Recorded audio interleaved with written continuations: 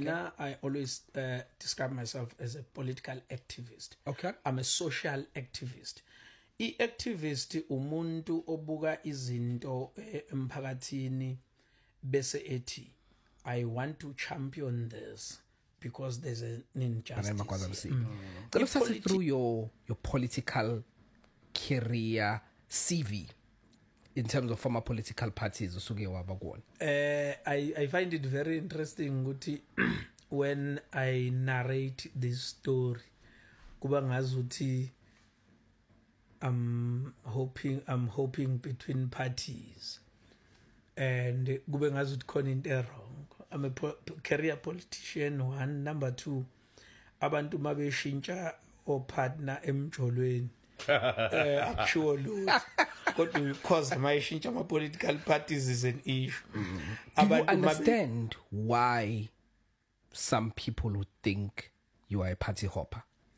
I understand and I don't have a problem with that. Okay. And let me tell you for free ukuthi imabuye is big.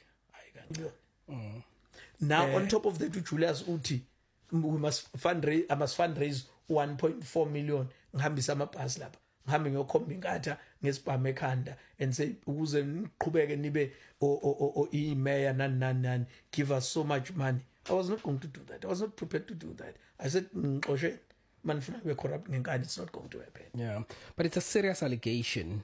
It's a serious allegation that I can prove. Oh, okay. Yes. So I'm saying by imali bayithola komasipala kuthiwe we need an arrest.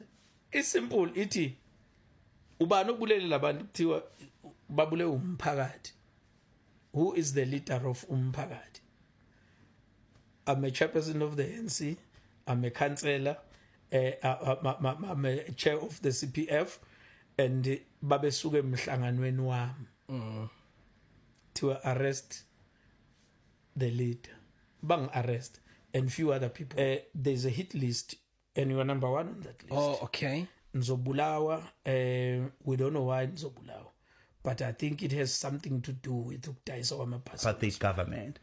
And we are hearing some people actually saying ngazi ukuthi wayengcono indlela ekwakwenzeka ngayo izinto kusaphetha belungu kunale ndlela ekwenzeka ngayo manje.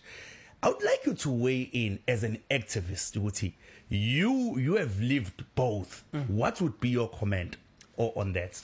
I'll be honest with you. They are correct.